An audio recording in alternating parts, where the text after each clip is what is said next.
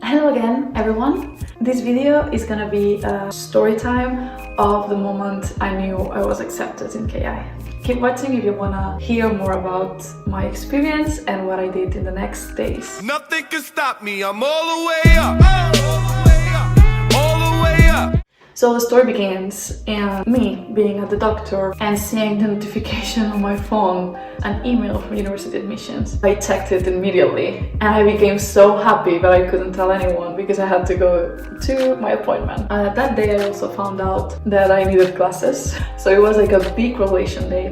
What I want to communicate here is that it's super normal not to accept your place at the moment you see it. In my case, I started having doubts like, oh my god, am I moving to Sweden for real? I was a bit nervous again and needed to check that I wanted to go to Sweden and that I could afford to go to Sweden. So before accepting my place, I made sure that I had sorted everything else and that it was feasible for me. First thing I did, download the student guide provided by KI and read it very carefully. I printed it out, I highlighted information that I thought was more important. From KI, they also organize lives, either on Facebook or Instagram or maybe webinars even. Make sure you're actually following the social media pages or checking your email regularly to hear about those, because I believe those are really good chances for you to ask the questions that you need to ask, that you have and that are worrying you at that moment. So my lists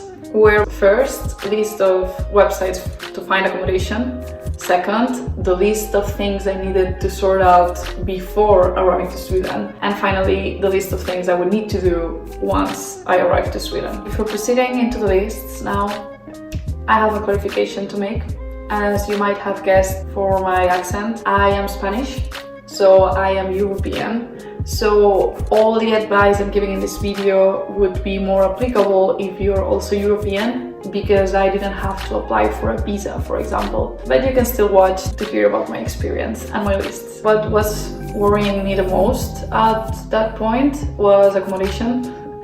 And you might have previously heard about that in my previous video. Now that I know better, I shouldn't have been that stressed about accommodation. You have to stress a little bit about it, but not too much. My list of what to do before arriving to Sweden. I realized that the bureaucracy was pretty easy. I just needed to have my ID or passport valid for the 2 years I was studying here in Sweden.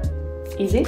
I needed to have the European health insurance card, which sounded complicated but was super easy. I just applied online and received in my house, and have a place to live. But yeah, that's what I mentioned before, and you can check that into the accommodation video I did a while ago. Another thing I made sure was to appoint doctor visits with my regular doctors to make sure that everything was in order. My second list, the things to do once I arrived to Sweden, was basically containing 3 things. Get a personal number, get a bank account, and finally get a student card, so I could get all the student discounts, mainly the public transport discount, because I was expecting that would be the one I would use the most.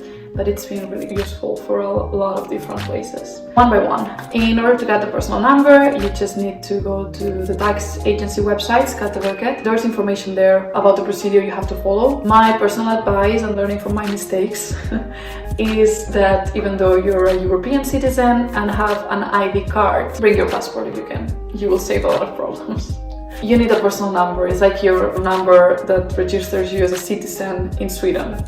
So to get a personal number, you need to get it through the tax agency. The personal number should be enough, but it's way easier if you have a card with your personal number, because in all establishments you go to, they're gonna ask for that.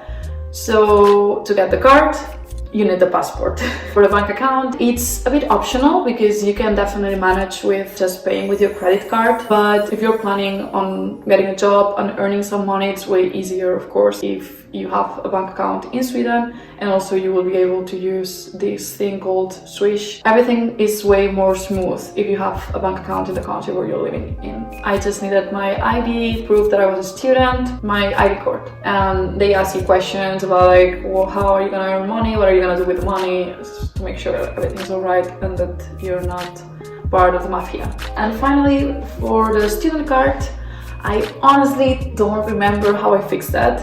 I think it was pretty automatic from KI, and you just need the Mesonet app in your phone. Probably you need to be registered first in the courses, so that comes later.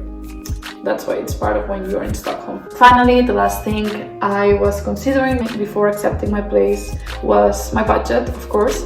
And guess what? There's another video where I talked about budget. Yeah, then making sure that I would be able to get my plane tickets, so I noted down the important dates from my master's program. Then I had my list, my papers with everything under control. I felt safe. I accepted my position, and that is all. If you have any questions, let me know in the comments. Make sure you're following Caroline KZ's social media pages everywhere: Facebook, Instagram, YouTube, and the student blogs. The student blogs are great to get different perspectives from different students and get information that is more specific from the master's program that you got into. I hope this video was useful, and congratulations for being accepted into KI, and I hope to see you next year here in Stockholm. Bye!